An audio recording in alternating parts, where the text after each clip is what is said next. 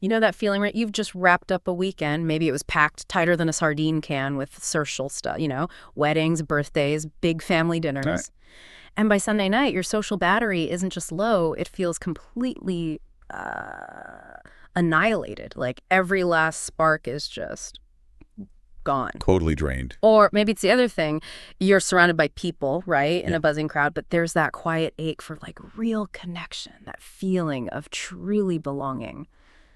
It just won't fade. Mm-hmm. It's a fundamental tension, isn't it? This constant push and pull between needing to connect and, well, also just wanting some peace within ourselves. It's absolutely at the core of human well-being. We're wired for connection, definitely. Yeah. But we also really require those moments of retreat. Yeah. The fascinating challenge, I think, is finding that precise personal equilibrium, Mm-hmm. that sweet spot between vibrant, enriching social engagement and the truly rejuvenating power of solitude. And that's exactly our mission for this deep dive. We're Yeah. going to unpack how you can find your unique balance, that perfect blend of social interaction and solo time that doesn't just make you feel okay, but like genuinely recharges and fulfills you. Right.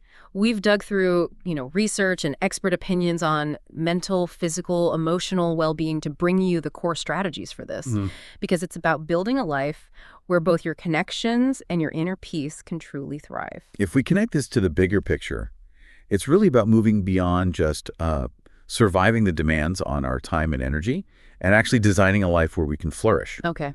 And to do that, we really need to first clearly define what healthy social interaction actually means. Because it's far more nuanced than just having a full calendar. Right, because when we talk about healthy social interaction, we're not just counting like events attended or followers online. We're talking about meaningful engagement. What does that really look like, beyond the textbook? Well, we often chase a likes count or packed schedule, but the real measure for well-being isn't the number of connections. It's the resonance. Resonance, okay. Yeah, it's that feeling of being truly seen, heard, and valued. Quality over quantity is absolutely key here. It's about feeling genuinely enriched by your interactions, fostering a true sense of belonging, and experiencing, mutual growth and empathy. Ah, okay. Think about those conversations where time just flies because you're so engaged, or shared activities where you just click with others. Yeah. Those are the moments that provide real fulfillment, not just distraction. So it's about depth, not just breadth. Got it. But what happens when the pendulum swings the other way, when we intentionally pull back? What kind of insights or calm can we find in choosing solitude? Yeah, this brings us right to the power of healthy solitude. Mm. And this isn't about being lonely. That's Yeah. a critical distinction we should definitely clarify in a moment. Okay, yeah. But it's about chosen time alone. It's your deliberate opportunity for self-reflection, for creativity to bubble up, and for your internal batteries to genuinely recharge. Okay, so what's the biggest payoff? What do we get from consciously carving out that alone time? Well, what's fascinating here is how multi-layered the benefits actually are. For one, it provides deep rest for your senses. Deep rest. How so? We're constantly bombarded, right? Notifications, traffic noise, office chatter. Even if you're getting enough sleep, this kind of sensory overload can leave you feeling perpetually sort of on edge. Just a little solitude offers a much-needed calm for your nervous system. It kind of dials down that internal siren that feels like it's always on. Okay, that makes sense. And secondly, it absolutely ignites creativity. When your mind clears the everyday clutter, your subconscious is just free to explore new ideas. It's like waking up from a dream with the solution to a problem you've been wrestling with for days. I love that it's like giving your brain space to breathe and innovate, right? Letting new thoughts surface without all the constant external noise. Precisely. And third, and this might surprise some people, productivity actually increases. Really? We're often told multitasking is this superpower, but science shows it actually trains your brain not to focus. It leaves what they call attention residue when you switch tasks. Attention residue. Yeah. Never heard that. Yeah, it means part of your brain is still stuck on the last thing. Yeah. But just say 25 minutes of uninterrupted solitude can make you more productive than hours of fragmented work. Think of it as hitting the reset button for your brain's CPU. Wow, okay. Reset button. I like that. And fourth, it allows you to truly get to know yourself. When we're constantly busy or surrounded by others, we can, sometimes unknowingly, avoid our own inner thoughts. Solitude helps uncover old beliefs or self-judgments, allowing you to reflect and ultimately maybe shift them. That makes perfect sense. It's hard to hear your own thoughts with all the external chatter. So by taking that time, you're not just resting, you're actively sharpening your focus and building self-awareness. Exactly. And this brings us to a really crucial distinction. Solitude versus loneliness. hmm Because they're absolutely not the same thing, though they often get mixed up. Yeah, this is a critical point, I think. Loneliness is that distressed feeling, right? Stemming from a perceived lack of desired social connection. It's feeling disconnected, even if you're in a room full of people. Mhm. And this feeling, it's linked to significant negative mental health outcomes, depression, anxiety, substance use issues, and even physical health stuff like a higher risk of dementia. Exactly. It's about a void that you don't want. Solitude, by contrast, is the choice to spend time alone. Yeah. It's a positive, intentional act of self-care. It's chosen. Yes. Yeah. You can find it in public spaces too, like enjoying a coffee in a busy cafe or reading a book in the park. What's fascinating is that research shows even just 15 minutes of chosen solitude can actually bring down your arousal levels. That's your physiological state of alertness or stress. Ah, Think of it as dialing down that internal siren that's always on, maybe even unconsciously, when you're interacting with the world. It's about finding that internal calm. okay, let's unpack this a bit more because it sounds like we can have too much of a good thing or maybe the wrong kind of thing. What happens when this balance falters? We often hear about social exhaustion or burnout. We've all felt it. That specific kind of burnout, when your social battery doesn't just run low, it feels like it evaporates. Yeah. It's a deep overwhelm, a real visceral drain from constant interactions, whether they're at work, school, or even at a supposedly fun social event. And it significantly impacts your overall well-being and your productivity, too. And what causes it? Is it just packing too much in? It's usually more complex than just too many parties. Several things contribute. One is definitely unrealistic expectations, especially with, the constant pressure from social media. We're bombarded with these images of seemingly perfect, constantly connected lives, and it creates this immense pressure to keep up. I had a friend, Sarah, tell me recently she said yes to 3 events in one night just to avoid FOMO. Oh, wow. And she ended up canceling all of them because she felt completely burnt out beforehand. That's the classic yes person trap. The classic trap indeed. And what are the effects of this constant draining? How does it actually show up in our lives? Well, the effects can be quite serious, impacting both mental and physical health. Social exhaustion can trigger increased anxiety and depression. And ironically, it can lead to feelings of loneliness and isolation because you're just too drained to engage meaningfully when you're with people. Right, you pull back even more. Exactly. Physically, chronic stress and fatigue can weaken your immune system, making you more susceptible to getting sick. And it often leads to neglecting self-care routines. Signs you might need alone time include becoming easily irritated, feeling exhausted just thinking about social activities, or finding it hard to concentrate on what others are saying. Apathy during interactions is another big red flag. Okay, and here's where it gets really interesting for, I think, many of us today, the digital dimension. Our devices are practically like extensions of ourselves now. How does that play into all of this? Oh, the digital dimension significantly contributes to both social exhaustion and isolation. Excessive screen time, especially on social media, has been clearly linked to increased stress, anxiety, and those feelings of inadequacy. There's a Pew Research study, I think, that found 28% of U.S. adults are almost constantly online. Wow, nearly a third. Yeah, that's a huge chunk of the population basically living online. And it's not just mental, is it? Right. It affects our ability to focus, too. Absolutely. Constant interruptions from notifications, emails, messages, app alerts research suggests they can reduce productivity by up to 40%. It creates what psychologists call attention residue. Attention residue again. Okay. Yeah, it's why you feel mentally sluggish after quickly checking your phone mid-task. Your brain is literally still partly processing that notification even when you try to switch back to what you were doing. Oh, I know that feeling. And for social media specifically, other research has shown that spending over 2 hours daily on social media actually doubles the likelihood of perceived social isolation. It can trigger feelings of loneliness despite being technically connected. So, okay, how do we start cultivating this ideal balance then? How do we begin to maybe reel in the digital overwhelm and embrace both healthy connections and healthy solitude? Well, the very first step is to understand your natural flow. We all have different energy patterns, right? Right. And these are largely influenced by our personality types. We hear about introverts recharging in solitude and extroverts thriving in groups. Right, the classic types. But the real insight comes when we stop judging these patterns and just acknowledge them as our personal energy blueprint. What does that mean for how we engage with the world? So it's not about trying to change who you fundamentally are, but understanding how you get and regain your energy. Like if you're an introvert, maybe you know you need that downtime after a big social thing to recharge. Precisely. And if you're an extrovert, you might need more social interaction to feel energized. It really boils down to self-awareness. And that self-awareness leads directly to the foundation for all of this, which is self-reflection. Socrates famously said, "The unexamined life is not worth living." Powerful. It really makes you think, doesn't it? In our super fast-paced world, pausing to think can feel like a luxury. But without it, we risk just reacting to circumstances without truly learning or understanding ourselves. Self-reflection allows you to gain perspective, to clarify what truly matters to you and what maybe doesn't. Okay, so what's a practical step someone could take, like today, to start listening to that inner voice? Journaling is an excellent, excellent tool.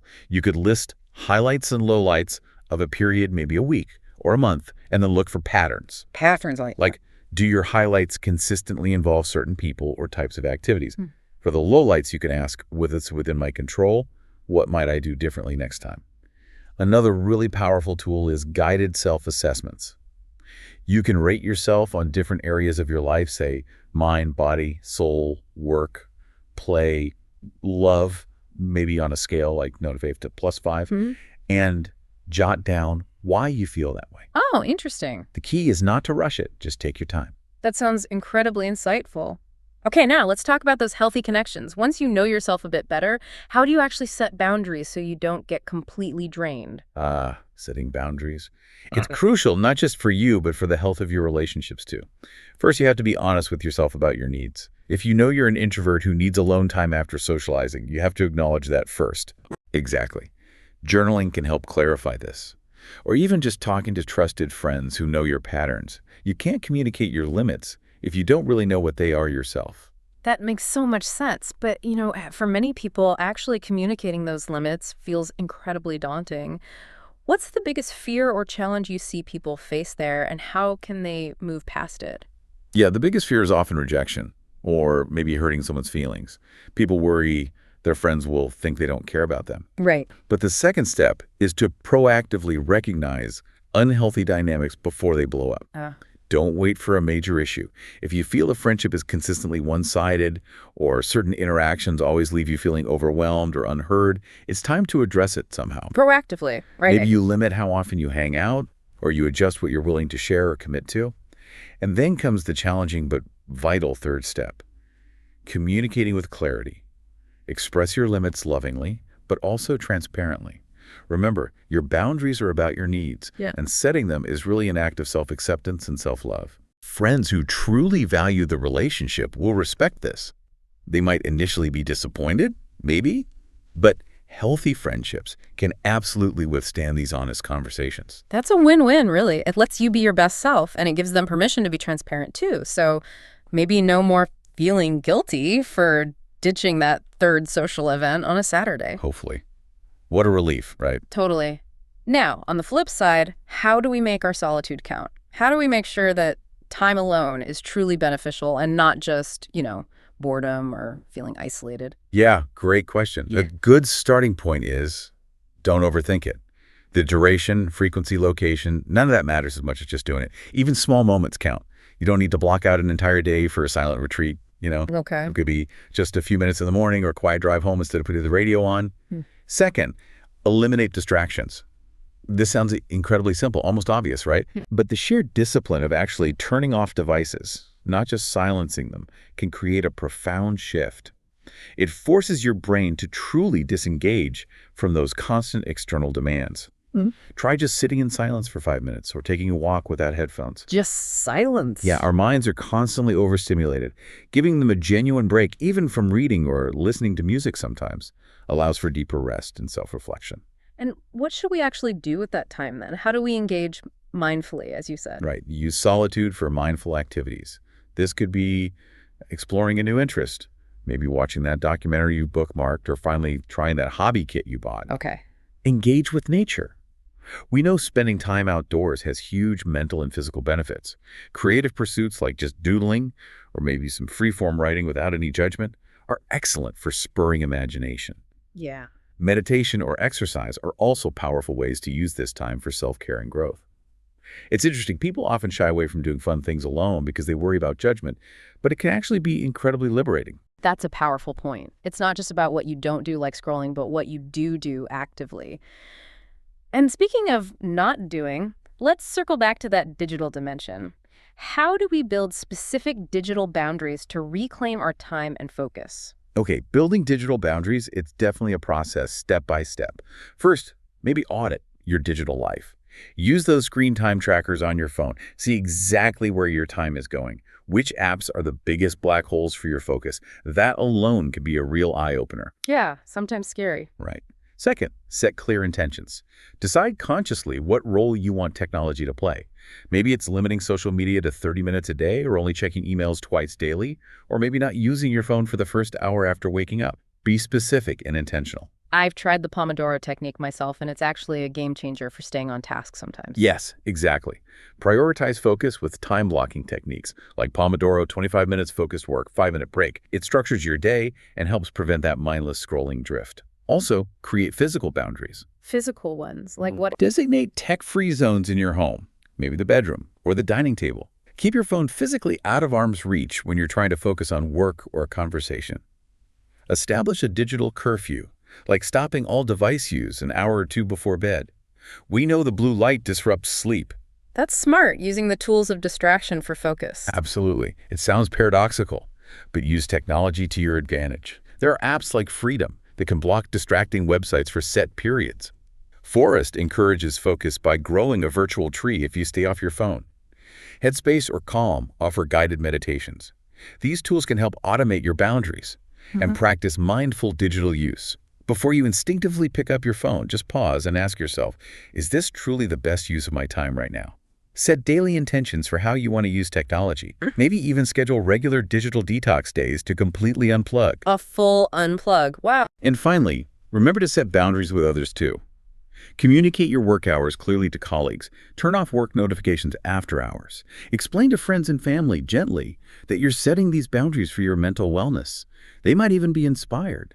That makes so much sense. It all comes back to clear communication, doesn't it? Yeah. And finally, this isn't like a one and done thing, right? This is an ongoing journey. Absolutely. Building digital boundaries, just like finding the right social solitude balance, like all healthy habits, it is not a one-time task. It's dynamic. Every few weeks, maybe check in, evaluate if your boundaries are working. Are you feeling less stressed, more focused? Adjust as needed. It's an ongoing process of self-discovery and adaptation. So wrapping this up, what does this all mean for us? We've taken a real deep dive here into the art of balancing our social connections and our inherent need for solitude. And we've learned that both are absolutely essential, right, for our mental, emotional, even our physical well-being. And understanding your own unique energy flow, whether you lean introvert, extrovert, or somewhere in between ambivert, that really seems to be the crucial first step on this path. Yeah, the key lesson here, I think, is that the journey to healthy social habits is deeply personal. It requires continuous self-awareness, intentional boundary setting, and a real willingness to communicate needs clearly, but also lovingly. It's not about isolating yourself or forcing constant interaction. It's about empowering yourself to actually thrive, to live a life that genuinely nurtures both your relationships and your inner world. And as we finish this deep dive, maybe consider this provocative thought. If setting these healthy boundaries and truly embracing beneficial solitude allows us to show up as our most authentic, recharged, and just plain best selves, not just for us, but for every single person we connect with, what profound shifts might you see in your life and in your relationships just by taking that first small step today? It might just be the most impactful step you take for your well-being this week.